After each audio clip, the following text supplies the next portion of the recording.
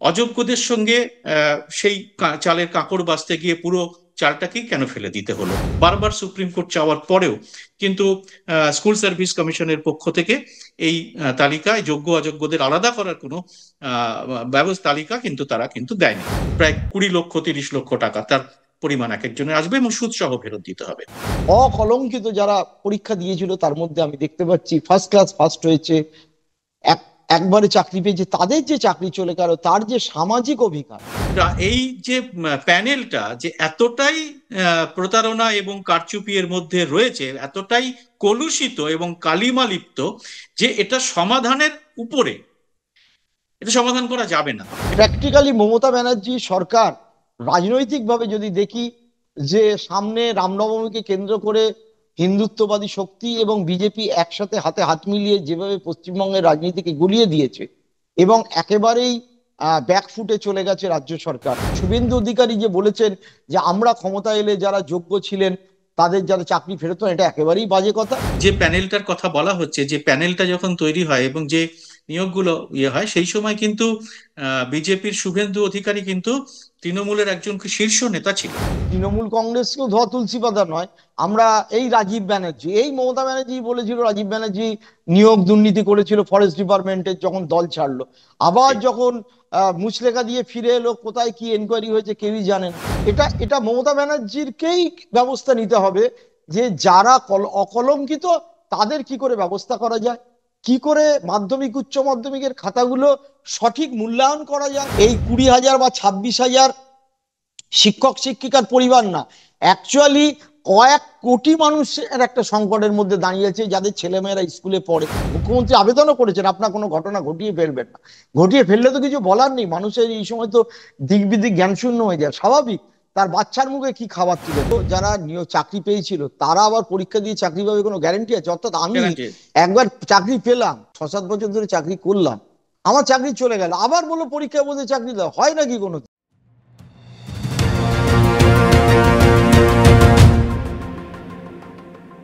নমস্কার, সবাইকে এই খোলা আড্ডা অনুষ্ঠানে স্বাগত। আমি সুব্রত বসু।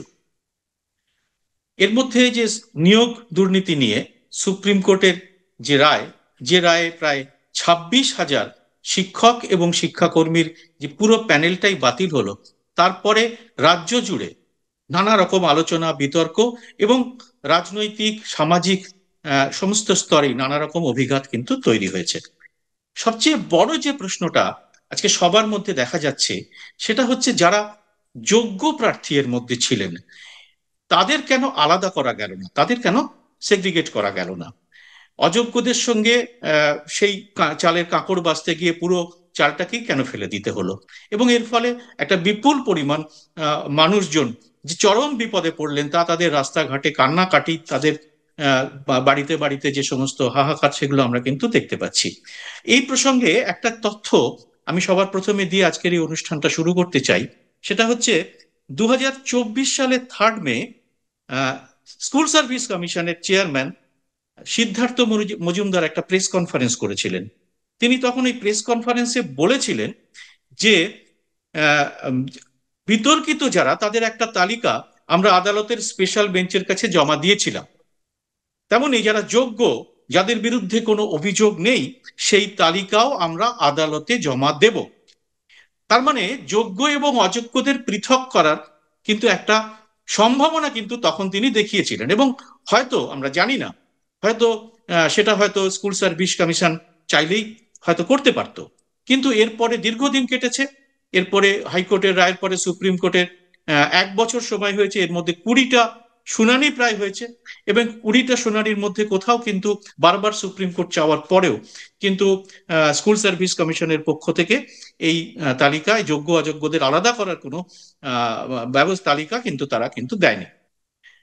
এর মধ্যে যে আরেকটা জিনিস খুব ইম্পর্টেন্ট, গুরুত্বপূর্ণ, সেটা সামনে এসছে। এর মধ্যে বেশ কিছু টেন্টেড, মানে যাদের বিরুদ্ধে অভিযোগ প্রায় প্রমাণিত হয়েছে, যারা জালিয়াতি এবং প্রতারণা করে চাকরি পেয়েছেন, সেরকম নাম এসেছে প্রায় 6,276টি, যাদের কিন্তু বেতনের টাকা এই এই 19 সাল থেকে এই 24 সালের শেষ পর্যন্ত তাদের বেতনের টাকা কিন্তু তাদের কিন্তু ফেরত দিতে হবে, যে যার পরিমাণ প্রায় শিক্ষকদের ক্ষেত্রে প্রায় 20 লক্ষ 30 লক্ষ টাকা তার পরিমাণ এক একজনের আসবে এবং সুদ সহ ফেরত দিতে হবে।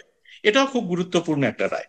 আমরা সমস্ত বিষয়টি রাজনৈতিক এবং সামাজিক অভিঘাত নিয়ে এর আগেও একটি আলোচনা করেছি, আজকেও আমরা মনে হয়েছে এত বড় একটা ঘটনা, এটাকে নিয়ে আরো বিস্তারিত আলোচনা আমাদের সবার মধ্যে দরকার আছে, সবার কাছে পৌঁছে দেওয়ার দরকার আছে।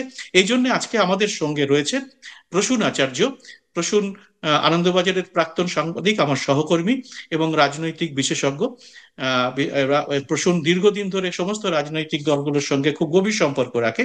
প্রসূন, তোমাকে এই অনুষ্ঠানে সমস্ত দর্শকদের পক্ষ থেকে স্বাগত। তুমি বলো নমস্কার। যে, হ্যাঁ, তুমি যে যে সকাল থেকে তুমিও শুনছো, আমরা আলোচনাও করছিলাম যে এই যে আলোচনা লোকের মধ্যে হচ্ছে যে এতগুলো যোগ্য লোকেরও চাকরি চলে গেল, হ্যাঁ, এর দায় কার এবং এটা কেন আলাদা করা গেল? এর দায় মূলত প্রশাসনের, এবং আদালত প্রশাসনকে নির্দেশ দিয়ে এই কাজ হয়তো করতে পারতো। এখন এই নিটিগ্রিটি বিচারের থেকেও যেটা মূল দরকার, এই যে 19,500 লোক, 19,500 মানে শিক্ষক শিক্ষিকার চাকরি গেল, তার দুটো অভিজ্ঞতা আছে, এক সামাজিক, একটা রাজনৈতিক। সামাজিক অভিজ্ঞতা কি? পশ্চিমবঙ্গে স্বাধীনোত্তর যুগে কখনো এত লোক একসাথে কর্মহারা হন। শুধু তাদের বাড়ি তাদের পরিবার নয়, তাদের সাথে যুক্ত যে মানুষ গ্রামে শহরে, তাদের সাথে কত দোকানদার যুক্ত, বাড়ির কাজের লোক যুক্ত, সামগ্রিকভাবে ভয়ঙ্কর এটার একটা এফেক্ট পড়বে ইকোনমির উপরে। এ গেল এক। 2 নম্বর, এই পরিবারগুলোর কি হবে, কি ভবিষ্যৎ হবে। আমরা দেখি হয়তো একটা কারখানা বন্ধ হলো, 200টা লোক, প্রতি 500টা লোক, কিন্তু একটা সরকারি চাকরি মানে লোকে মনে করে সেটা একটা স্থায়ী চাকরি। অন্য চাকরির ক্ষেত্রে লোকে মনে করে অস্থায়ী চাকরি। আমি দেখলাম কয়েকজন পোস্ট করতে শুরু করে যে বেসরকারি চাকরিতে চলেই যায়। এগুলো হচ্ছে মানে বিষয়টাকে লঘু করে দেখার চেষ্টা। স্টেট এক্সচেকারের টাকায়, আমাদের করের টাকায় এদেরকে মাইনে দেওয়া হয়, এবং তা দিয়ে তাদের শুধু পরিবার চলে না, সামগ্রিকভাবে চলে। তার যে পলিটিক্যাল ইমপ্লিকেশন, আচ্ছা, আমাদের এই কলকাতা শহরের কারুর জমি কি নন্দীগ্রামে গেছিল? যাইনি। সিঙ্গুরে গেছিল? কজনের গেছিল?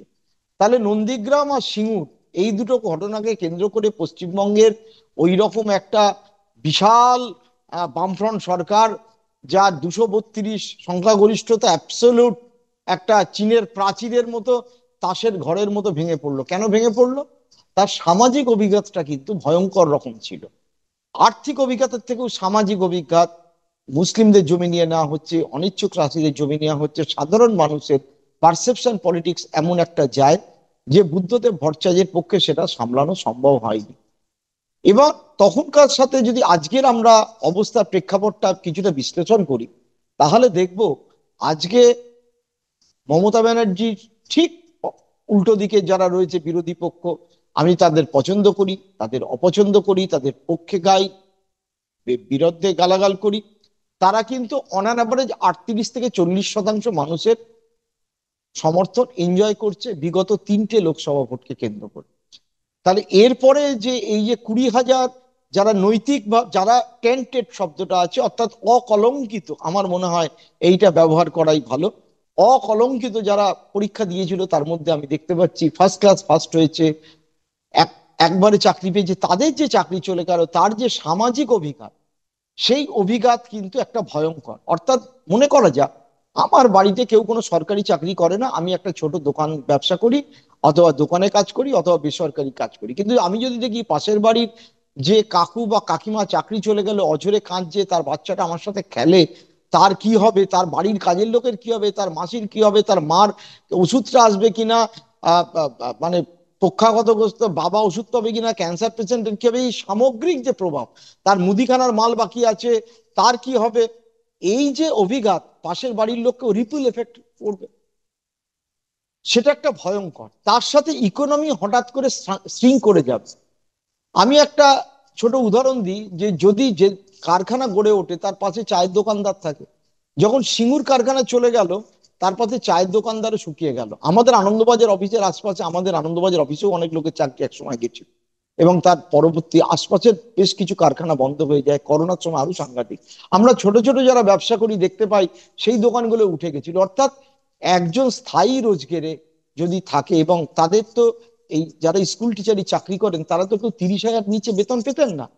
তাদের যে এফেক্ট সেটা সামগ্রিকভাবে এলাকায় পড়ে, সামগ্রিকভাবে অর্থনীতির ওপর যারা পড়ে। নবম দশমের শিক্ষক তাদের বেতনের হচ্ছে 45 থেকে 50 হাজার, এবং যারা একাদশ দ্বাদশ পড়াতেন তাদের বেতনের গড় বেতন হচ্ছে 58 থেকে 60 হাজার তাহলে টাকা করে মাসে। সেকেন্ড থিং হচ্ছে, এই যে স্কুলগুলো বিশেষ করে গ্রাম অঞ্চলে, কাল থেকে খবরে দেখা যাচ্ছে একজন স্কুলে 30 জন শিক্ষক আছে, 10 জনের চাকরি চলে গেছে, বা 40 জন শিক্ষক আছে, 20 জনের চাকরি চলে গেছে।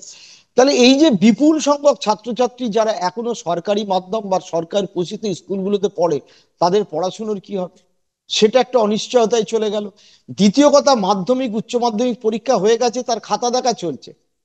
এই যে হাজার হাজার শিক্ষক শিক্ষিকা তাদের খাতা দেখছে। আমার বাবা আহ এই ক্ষেত্রে আহ চাকরি করতেন যখন স্কুলে, আমি দেখেছি যে কি ভয়ঙ্কর ভাবে তারা খাতা দেখেন, অত্যন্ত সুচারুভাবে তারা খাতা দেখতেন। তো সেই খাতা দেখা, যার চাকরি চলে গেছে সেটা দেখতে পারবে না, নৈতিকভাবেও পারবে না, মানসিকভাবেও পারবে না। তাহলে মাধ্যমিক উচ্চ মাধ্যমিকের যারা শিক্ষার্থী, যারা পরীক্ষার্থী, পরীক্ষা দিয়ে তাদের ফলাফলের ওপর এটা একটা ভয়ঙ্কর প্রভাব ফেলবে। সামগ্রিকভাবে কি হবে সেটা কিন্তু সম্পূর্ণ অনিশ্চিত হয়ে দাঁড়িয়েছে। তো এই রকম একটা পরিস্থিতি, আহ এটা থেকে দোষারোপের থেকেও বেরোনার পথটাই কিন্তু আমাদের কাছে বড়। বেরোনার পথ কি আছে সেটা মুখ্যমন্ত্রীকে খুঁজে বার করতে হবে। সাধারণত ন্যাচারাল জাস্টিসে বলা হয় যে যিনি নির্দোষ তিনি যেন কোনোভাবেই পেনাল্টি না হন, এই রায়ে সেটা উল্লেখ করেও বলা হয় যে প্রক্রিয়াটা যেভাবে। এখন সরকারকে এমন একটা ব্যবস্থা নিতে হবে, তবে মানুষের কিছুটা আশ্বাস ফিরবে আমি যে যারা। প্রসূন এই এই এই ইয়েতে একটা তোমার এই প্রসঙ্গেই একটা জিনিস বলি। এই রায়ে যেটা বলা হয়েছে সেটা হয়েছে যে যে এই যে প্যানেলটা যে এতটাই প্রতারণা এবং কারচুপি এর মধ্যে রয়েছে, এতটাই কলুষিত এবং কালিমালিপ্ত, যে এটা সমাধানের উপরে, এটা সমাধান করা যাবে না। এবং বড় মাত্রায় কারচুপি এবং প্রতারণা, এবং তার সঙ্গে গোটা বিষয়টিকে ধামাচাপা দেওয়ার চেষ্টা নিয়োগ প্রক্রিয়াকে এতটা ধাক্কা দিয়েছে যে তা মেরামত এবং আংশিক পুনরুদ্ধার করা সম্ভব নয়। এটা রায়ে প্রধান বিচারপতি এবং বিচারপতি সঞ্জয় কুমার এটা লিখেছেন যে এই নিয়োগ প্রক্রিয়ার বিশ্বাসযোগ্যতা এবং বৈধতা একেবারেই নেই। এখন অতএব ঘটনা হচ্ছে, খুব সুনির্দিষ্টভাবে আহ একটা সংখ্যক নাম্বার বলে দেওয়া হয়েছিল যে এত সংখ্যক লোক আহ বেআইনি ভাবে বা কলঙ্কিত ভাবে চাকরি পেয়েছে, বাকিরা পায়নি। তো এই যে প্রক্রিয়াটা, অর্থাৎ সামাজিক অভিঘাত বললাম, স্কুলে পঠন পাঠন বললাম, মাধ্যমিকের উচ্চ মাধ্যমিক খাতা দেখা বললাম, রাজনৈতিক ইম্প্লিকেশন বললাম, এইটা থেকে বাঁচতে গেলে রাজ্য সরকারকে একটা মধ্যপথ বার করতেই হবে। তাদের যে করে হোক, প্রাথমিকভাবে চুক্তিতে নিয়োগ করে হোক, কি পদ্ধতিতে তারা করবেন সেটা তাদের বাঁচতে হবে। সবচেয়ে বড় কথা হচ্ছে, আমার কাছে একটু সুপার নিউমারিক পোস্ট যে আগেরবার করা হয়েছিল, যারা অবৈধভাবে পেয়েছিল তাদের বৈধ করতে, সেটাও সম্পূর্ণ বেআইনি ভাবে হয়েছিল, সেটাও আজকে সেটার পরিষ্কার সেটার হচ্ছে। মামলাটা আগামী 8 তারিখে, হ্যাঁ জানি আমি, আগামী কিন্তু আট তারিখে সেইটা তো সেই সেই আলটিমেটলি স্থগিতা। সবটাই সবটাই কিন্তু যুক্ত হবে। আমি জানি না, মানে প্র্যাকটিক্যালি মমতা ব্যানার্জি সরকার রাজনৈতিকভাবে যদি দেখি, যে সামনে রামনবমীকে কেন্দ্র করে হিন্দুত্ববাদী শক্তি এবং বিজেপি একসাথে হাতে হাত মিলিয়ে যেভাবে পশ্চিমবঙ্গের রাজনীতিকে গুলিয়ে দিয়েছে, এবং একেবারেই ব্যাকফুটে চলে গেছে রাজ্য সরকার বা তৃণমূল সরকার, যাই বলুক না কেন, তারা এটাকে একটা ব্যাটল লড়ছে, যে ব্যাটল 50-50 জায়গায় প্রায় এনে ফেলেছে বিজেপি। তার উপরে এই অভিঘাত, সিপিএম তো আজকে মাঠে নেই, স্বাভাবিকভাবেই বিজেপি অত্যন্ত উল্লসিত হবে, কারণ তাদের দিকে অনেকটাই বল চলে গেছে। আর একটা কথা হচ্ছে, শুভেন্দু অধিকারী যে বলেছেন যে আমরা ক্ষমতা এলে যারা যোগ্য ছিলেন তাদের যারা চাকরি ফেরত হয়, এটা একেবারেই বাজে কথা। কারণ ত্রিপুরাতে আমরা দেখেছিলাম যে বিএড এর ঘটনায়, বিএড পাস ঠিক। করা এবং ইত্যাদি যে কেলেঙ্কারিতে মানিক সরকারের সময় প্রায় 10,000 লোকের চাকরি গেছিল, তখনও বিজেপি একই কথা বলেছিল যে আমরা ফিরে এলে এদের চাকরিতে ফিরে যাওয়ার বিষয়টি দেখব, কিন্তু সেটা কিছুই দেখেনি। আমি খোঁজ নিয়ে দেখেছি তারা কেউ চাকরি বাকরি পাননি। প্রসূন সুতরাং আরেকটা এগুলো হচ্ছে জিনিস, রাজনৈতিক আরেকটা রাজনীতির কথার তুমি কথা। এটা তুমি আরেকটু বিশ্লেষণ করতে পারবে। সেটা হচ্ছে যে এই এই যে যে প্যানেলটার কথা বলা হচ্ছে, যে প্যানেলটা যখন তৈরি হয় এবং যে নিয়োগগুলো ইয়ে হয়, সেই সময় কিন্তু বিজেপির শুভেন্দু অধিকারী কিন্তু তৃণমূলের একজন শীর্ষ নেতা ছিল। এটা হ্যাঁ, ইনফরমেশন হিসেবে আমি তো, কারণ তুমি এবং এটাকে এবং বিশ্লেষণ করতে সে পারো। তার সে 4টে জেলার সর্বাধিনায়ক বলা চলে বা অবজারভার হ্যাঁ, ছিল। তার মধ্যে মেদিনীপুর অতএব জেলা আছে, টেন্টেড মালদা জেলা টেন্টেড আছে। কলুষিত যে ইয়ের দায় কিন্তু এখন বিজেপির রাজ্যের শীর্ষ নেতা এড়াতে পারেন না। না, পারেন না। কিন্তু এটাই হচ্ছে বিজেপির ওয়াশিং মেশিন। ওইদিকে চলে গেলেই তার সমস্ত দায় দায়িত্ব মুক্ত হয়ে যায়। হ্যাঁ, এই ব্যাপারে তৃণমূল কংগ্রেসকেও ধোয়া তুলসী পাতা নয়। আমরা এই রাজীব ব্যানার্জি, এই মমতা ব্যানার্জি বলেছিল রাজীব ব্যানার্জি নিয়োগ দুর্নীতি করেছিল ফরেস্ট ডিপার্টমেন্টের, যখন দল ছাড়লো। আবার ঠিক। যখন মুচলেখা দিয়ে ফিরে এলো, কোথায় কি এনকোয়ারি হয়েছে কেউই জানে না। এই মানস ভূঁইয়া, তিনি খুনের কেসের আসামি ছিলেন। আমার ধারণা এখনো মামলা সাবজুডিস আছে, কিন্তু মামলার গতি প্রকৃতি বাংলার মানুষ এগোয়নি। এখন এই আসল অনৈতিক রাজনীতি দেখতে অভ্যস্ত হয়ে গেছে, আগে আগে অভ্যস্ত একটু হয়ে গেছে। যে অভ্যস্ত কারণে হয়ে গেছে। আমার মনে হয়েছে ব্যক্তিগতভাবে যে এটা এমন একটা বিষয়, যে 19,600 লোক, 19,600 শিক্ষক এবং শিক্ষিকা এবং শিক্ষাকর্মীও তার মধ্যে আছেন। আমি একটা হিসেব দেখলাম যে যারা 6,000 6,500 যারা 6,200 অনৈতিকভাবে পেয়েছেন ছিয়াত্তর তাদের, জনকে টেন্টেড বলে, যাদের যাদের হ্যাঁ নামই ছিল হ্যাঁ, না তার প্যানেলে। মধ্যে অশিক্ষক কর্মচারী একটা বোধহয় অর্ধেক বা 40% হবে। যাই হ্যাঁ, থাক না তা কেন, হবে। তাদেরকে ধরে রেখে অন্যদেরকে কি করে ব্যবস্থা করা যায়, সেইটা মুখ্যমন্ত্রীকে বার করতে হবে।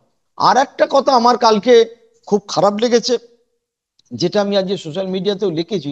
Catch me if you can, এটা তো একটা হলিউড মুভি, 2002 সালের, স্টিভেন স্পিলবার্গের এবং লিওনার্দো ডিকাপ্রি এরা সব করেছিল।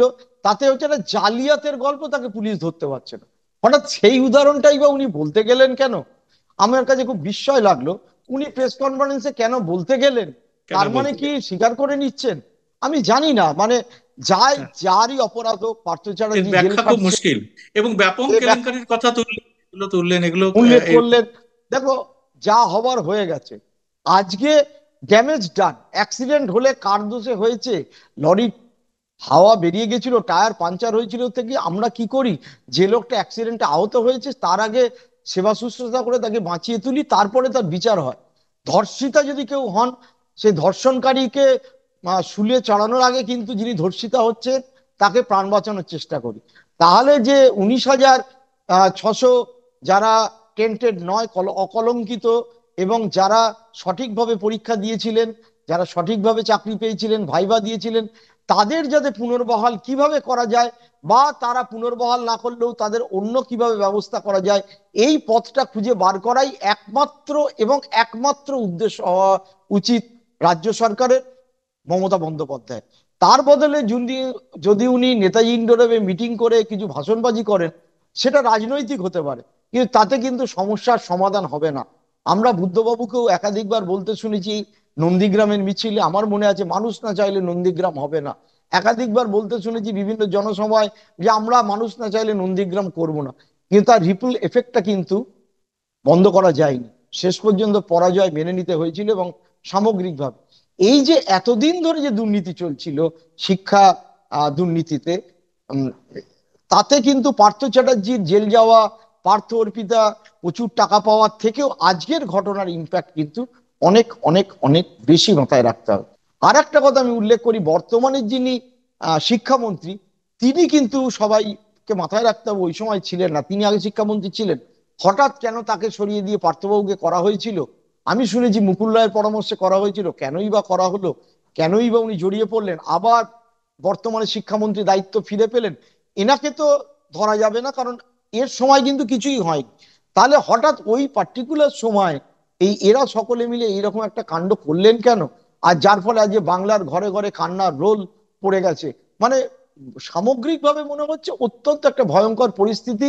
রামনবমীর হাতে মমতা বন্দ্যোপাধ্যায় একের পর এক আহ তাস বিজেপির হাতে তুলে দিচ্ছে, যে যারা সহজেই তারা তীর ধনুক চালাতে পারে। সুতরাং সেই দিক থেকে আমাদের খুব সতর্ক থাকতে হবে। এবং এটা এটা মমতা ব্যানার্জিরকেই ব্যবস্থা নিতে হবে, যে যারা অকলঙ্কিত তাদের কি করে ব্যবস্থা করা যায়, কি করে মাধ্যমিক উচ্চ মাধ্যমিকের খাতাগুলো সঠিক মূল্যায়ন করা যায়, কি করে স্কুলগুলো, যেখানে কালকেই দেখছিলাম 10,000 ছেলে পড়ে কোন একটি স্কুলে, মুর্শিদাবাদ জেলার 65 জন না কত শিক্ষক আছেন, 30 জনের চাকরি চলে গেছে, সেই স্কুলগুলো রান করবে কি করে সেইটা দেখা। একটা ভয়ঙ্কর টাফ টাস্ক। ঠিক আমরা এইরকমই একটা কঠিন অবস্থার মধ্যে দেখেছিলাম পুজোর সময়, যখন ডাক্তার আন্দোলনে ডাক্তাররা কাজ বন্ধ করে দিয়েছিলেন। সুতরাং এটা কিন্তু অত্যন্ত দ্রুত, আর্জেন্ট, ভেরি আর্জেন্ট বেসিসে পলিটিক্স করলে কিন্তু এক্ষেত্রে চলবে না। এইটা হচ্ছে আমার বক্তব্য। প্রচুর একটা জিনিস যেটা হচ্ছে যে এই যে স্কুলগুলো, যে যে স্কুলের কথা তুমি বললে, এরকম স্কুলের কথা এখন অনেক আসছে বিভিন্ন সংবাদ মাধ্যমে, যে কোনো জায়গায় হয়তো একজন অঙ্কের শিক্ষক ছিল, তার চাকরি চলে গেছে। তো ছাত্র ছাত্রীদের বিপুল ক্ষতি হবে। তো কোন শ্রেণীর ছাত্রছাত্রী এইসব স্কুলে পড়ে, এবং সেই সব সামাজিক যে শ্রেণী থেকে যারা আসেন, তাদের কাছে কি কোনো বিকল্প উপায় থাকলো যে আমি আমার বাচ্চাদের এই স্কুল থেকে ছাড়িয়ে নিয়ে অন্য এমন একটা স্কুলে ভর্তি করব, যেখানে আমি বিনামূল্যে একটি ভালো শিক্ষা দিতে পারবো? এরকম কোনো বিকল্প কি ব্যবস্থা আমাদের কি আছে? তো তাহলে তারা কিভাবে ক্ষতিগ্রস্ত হবে, না, কিভাবে? না, না, আমরা সকলেই কিন্তু, আমি বা তুই, আমরা সকলে, আমি জানি না আমরা তোর ক্ষেত্রে, আমরা হ্যাঁ, আমরা সকলেই আমরা কিন্তু সবাই এই ধরনের সরকার স্কুলেই পোষিত পড়ি, স্কুলগুলোতেই এবং খুব পড়াশুনো ভালো করে স্কুল, বড় হয়েছে। সাংঘাতিক সব এবং শিক্ষক ছিলেন। সকলে রেজাল্ট করেছে, সকলেই ভালো রেজাল্ট করেছে, সকলেই চাকরি বাকরি করে, সকলেই সবাই পেয়েছে। প্রতিষ্ঠিত হতো এখন সেই তখনকার দিনে। এখনো আছে, এখনো সরকারি স্কুল ভালো আছে, আর বেসরকারি স্কুলগুলো ওই কিছু এডুকেশন যারা নিয়ে ব্যবসা করেন তারা সবার সঙ্গী হন, সব সরকারের সাথেই হন, এক্ষেত্রেও হন, কিন্তু শহরের তাদের কিছু খুব স্কুল বড় কোথায়? বেসরকারি স্কুল ছাড়া গ্রামে গঞ্জে তাদের যে কাছে সমস্ত বেসরকারি স্কুল আছে, সেগুলো তো লাখ লাখ একদমই পাতে। ছাত্রছাত্রী, না, হ্যাঁ, লাখ লাখ, একটা মাধ্যমিক উচ্চ মাধ্যমিক লক্ষ লক্ষ ছাত্রছাত্রী পড়াশোনা করে, তাদেরকে কে ক্যাটার করবে? এই আমি তো বুঝতেই পারছি না এডুকেশনটা শেষ পর্যন্ত কোথায় গিয়ে এবং সেই দাঁড়াবে। সমস্ত বেসরকারি স্কুল যেগুলো জেলা স্তরে, মফস্বলে এবং গ্রামগঞ্জে রয়েছে, বেসরকারি স্কুল, বলা হয় ইংরেজি মাধ্যম স্কুল, সেই সব স্কুলের শিক্ষক শিক্ষকের যে মান, সেগুলো সরকারি স্কুলের তুলনায় অনেক খারাপ। তো সেইখানে যদি তারা পয়সা দিয়ে, মানুষ তার সমস্ত আহ, সর্বস্ব দিয়ে যদি সেখানেও বাচ্চাকে আর ভর্তি করে। তারপরে সেগুলো সব অ্যাফিলিয়েটেডও নয়, হয়তো কোনটা দেখা যাবে অ্যাফিলিয়েটেড ক্লাস নয়, 8 হ্যাঁ, অব্দি, একদমই তাই। কোনটা হ্যাঁ, ক্লাস 10 অব্দি, মানে এদের কোনো ভবিষ্যৎ নেই।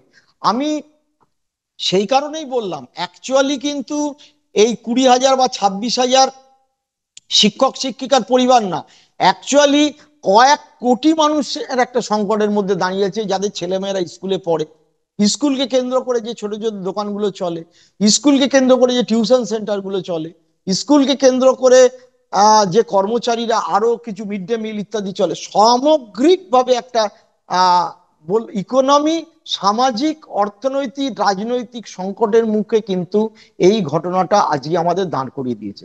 রাজ্য সরকারের উচিত, মাননীয় মুখ্যমন্ত্রী দেখা উচিত, যে যত দ্রুত সম্ভব পারলে পয়লা বৈশাখের মধ্যে, কারণ এর পরে যদি যত দিন যাবে, হতাশায় নিমজ্জমান হয়ে কয়েকজন, তিনি কালকে আবেদন করেছেন, মুখ্যমন্ত্রী আবেদনও করেছেন, আপনার কোনো ঘটনা ঘটিয়ে ফেলবেন না।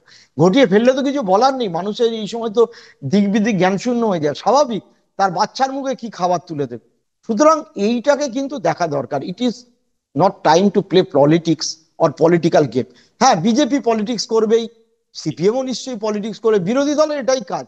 মাননীয়া যখন বিরোধী নেত্রী ছিলেন, তিনিও সব ক্ষেত্রেই পলিটিক্স করতেন, কিন্তু এই মুহূর্তে তার মূল কাজ কিন্তু একজন দক্ষ প্রশাসক হিসেবে, ঠিক যেরকম ভাবে ট্রেন অ্যাক্সিডেন্ট বা বাস দুর্ঘটনা হলে প্রথম কাজ হচ্ছে কি, যারা আহত তাদেরকে সঠিক চিকিৎসা দিয়ে, শুশ্রূষা দিয়ে, মানে ভালো করে তোলা, আর যে দু একজন মারা গেছে যদি যায়, তাদের দেহ ময়না তদন্ত করে আত্মীয়র কাছে পৌঁছে দেওয়া এবং তাদের ক্ষতিপূরণের ব্যবস্থা করা। মুখ্যমন্ত্রীকেও ঠিক এই ক্ষেত্রেও সেই কাজই করতে হবে। তারপর দোষী অদোষী পলিটিক্স কার দোষে হলো, এটা তো এর জন্য তো সময় পড়ে রয়েছে। কিন্তু এই যে আগামী 15 দিন, এই 15 দিন কিন্তু সব কাজ ফেলে এইটা যদি না করতে পারা যায়, পশ্চিমবঙ্গের যে বর্তমান শিক্ষা কিন্তু খুব দ্রুত অতলে তলিয়ে যাওয়ার অবস্থায় দাঁড়াবে। প্রথম আরেকটা তথ্য দিয়ে তোমাকে বলি, সেটা হচ্ছে যে এই যে প্যানেলটা যখন 16 সালের যে প্যানেল, যেটা এসএসসির, সেই প্যানেল এখানে পরীক্ষা দিয়েছিল, তার সংখ্যা প্রায় 22 লক্ষ এখনো পর্যন্ত যা জানা যাচ্ছে। হ্যাঁ, তো এর মধ্যে এই 3 মাসের মধ্যে এই নিয়োগ প্রক্রিয়া শেষ করতে বলেছে সুপ্রিম কোর্ট। তো এই 22 লক্ষ যারা তখন দিয়েছিল, আমরা ধরে নিচ্ছি তার সঙ্গে হয়তো নতুন কিছু যুক্ত হতে পারে, বা পুরনো সবাই আসবে, এবং এরা তো সবাই থাকবেনই। তো এই 22 লক্ষ বা এরকম তার বড় সংখ্যার এত বড় একটা নিয়োগ প্রক্রিয়া 3 মাসের মধ্যে করে ফেলা, একটা রাজ্য সরকারের, এবং প্রত্যেকটা ধাপে ধাপে নিয়ম আছে যে এত দিনের মধ্যে এটা রাখতে হবে, বিজ্ঞাপন দেওয়ার এত দিনের মধ্যে এটা করতে হবে, এগুলো সময়ের এক একটা ইয়ে আছে, সীমা বাঁধা আছে। তো এইটা কি করা সম্ভব রাজ্য সরকারের সঙ্গে, এবং সুচারুভাবে, যেখানে একটা কোনো রকম ভুলচুক যদি আবারও হয়, তাহলে আবারও কিন্তু রাজ্য সরকারের মুখ পুড়বে, যেটা যেরকম এরকম পড়েছে? এটা কি করা সম্ভব? না, এটা এক নম্বর করা সম্ভব না, ফিজিক্যালি পসিবল নয়। দু নম্বর হচ্ছে যে 19,600 যারা চাকরি পেয়েছিল তারা আবার পরীক্ষা দিয়ে চাকরি পাবে, কোনো গ্যারান্টি আছে? অর্থাৎ আমি গ্যারান্টি? একবার চাকরি পেলাম, 6-7 বছর ধরে চাকরি করলাম, আমার চাকরি চলে গেল, আবার বলো পরীক্ষা বলতে চাকরি দেওয়া হয় নাকি কোনোদিন? এই সমস্ত অ্যাবসার্ড কথা। সেই লোক পাবে, তার কোনো গ্যারেন্টিই নেই। এই লোকগুলোকে আগে নিয়োগ করতে হবে। কিভাবে করবে? প্রশাসনিক অনেক রকম আইন যেরকম আছে, আইনের ফাঁকও আছে, রায় যেরকম আছে, রায়ের ফাঁকও আছে। সেই ফাঁক বাঁচিয়ে কি করে করা যায়? ওই স্তাবক আমলা, স্তাবক উকিল, এদের কথা না শুনে মুখ্যমন্ত্রীর উচিত একেবারে যারা সঠিক গাইডেন্স দেবে সেই রকম জায়গায় যাওয়া, যাতে প্রথম কাজ হচ্ছে এই 19,600 লোককে কিন্তু যে যে স্কুলে ছিল সেখানে তাদেরকে ফিরিয়ে আনতে হবে, এটা ফার্স্ট ডিউটি। তারপরে যে 6,000-এর কি হলো সেটা তো পরেকার কথা। সেইটা করলে প্রাথমিক ধাক্কা সামলানো যাবে, এবং সেটা আইনগতভাবে হোক, পার্মানেন্ট হোক, তাদের টেম্পারারি করে পরবর্তীকালে পার্মানেন্ট হোক। সরকারের তো অনেক রকম মেকানিজম থাকে, কিভাবে করবে সেটা পথ বাতলাতে হবে, এবং এটা খুব আর্জেন্ট বেসিসে করতে হবে। নয়তো মাধ্যমিক উচ্চ মাধ্যমিকের খাতাগুলোর কোনো মূল্যায়ন হবে না। যে পারবে খাতা দেখবে, যে পারবে নম্বর দেখবে, স্কুলে পড়াশুনো লাটে উঠে যাবে। এই এই মাধ্যমে গরমের ছুটি এগিয়ে এনে তার সমস্যার সমাধান করা যাবে না? উনি তো কয়েক মাস সময় পেয়েছিলেন যখন সুপ্রিম কোর্টের স্টে অর্ডার হলো, সমস্যা তো সমাধান হয়নি। 1 বছর, ঠিক এক কিন্তু বছর, গত এপ্রিলে হয়েছিল। তাহলে সমস্যা যখন সমাধান হয়নি, হ্যাঁ। এইবার যদি না করে তাহলে কিন্তু শিরে সংক্রান্তি। এবং এইটা যদি জল মাপতে থাকে যে এতজনের গেল, তাহলে উল্টো দিকেও এতজন আছে। অলরেডি কিছু লোক ন্যারেটিভ করা শুরু করে দিয়েছে যে সিপিএম আমলে তো মেদিনীপুর জেলায় 1,500 না লোকে চাকরি গেছিল না, 2,000 কি বিএড ব্যাচে, সেই ক্ষেত্রে যদি অসুবিধা না হয়, এই ক্ষেত্রে কি অসুবিধা, এইসব ওই স্তাবকদের এইসব কথা কিন্তু চোখ বন্ধ করে ওনাকে সরিয়ে দিতে হবে, দিয়ে সঠিকভাবে কাজ করতে হবে শিক্ষামন্ত্রীকে কনফিডেন্সে নিয়ে। তাহলে হয়তো এই কাজটা আপাতত উতরানো যাবে, তারপর তো পরবর্তী ধারা। প্রশ্ন তোমার কাছে আর একটা প্রশ্ন আমার থাকবে, সেটা হচ্ছে তুমি যেহেতু রাজনৈতিক সংবাদদাতা হিসেবে দীর্ঘদিন কাজ করেছো, আর সমস্ত তোমার রাজনৈতিক দলগুলোর সঙ্গেও তোমার ঘনিষ্ঠ সম্পর্ক, সেটা হচ্ছে যে তৃণমূলের এই যে এখনো পর্যন্ত আমরা দেখেছি গতকাল রায়ের পর থেকে যে আলোচনাগুলো হয়েছে, সেগুলো কিন্তু প্রশাসনিক স্তরে মুখ্যমন্ত্রী সচিব স্তরের লোকদের নিয়ে আলোচনা করেছেন, আইনজ্ঞদের সঙ্গে আলোচনা করেছেন, কিন্তু রাজনৈতিক কোনো আলোচনা, কারণ এত বড় একটা সমস্যা তো রাজনৈতিক ভাবেও তাদের মোকাবেলা করতে হবে। তো সেরকম কি পদক্ষেপ নিচ্ছে তৃণমূল? সেরকম ওই যে মমতা ব্যানার্জি নেতাজি ইন্ডোরে যা বলার সেটা বলবেন, তার আগে আমার মনে হয় যারাই বলবে, সে উঠতি ছেলেটিই হোক অথবা পক্ষ সাংবাদিকই হোক, মুখপত্র হিসেবে যারা যা বলবে তার পুরোটাই ব্যাকলাস হয়, মানুষ এটাকে গ্রহণ করবে না।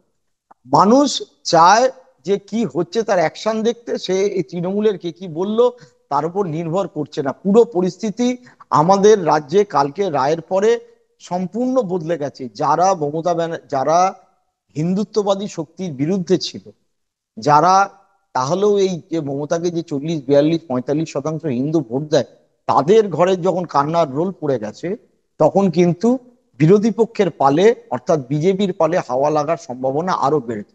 সিপিএম এর লোকেরা বিজেপিতে ভোট দেয়, ভোট দিয়েছে বলেই আজ বিজেপি বাড়তে বাড়তে 38%, 40% চলে গেছে, আর সিপিএম 5-6% চলে এসছে।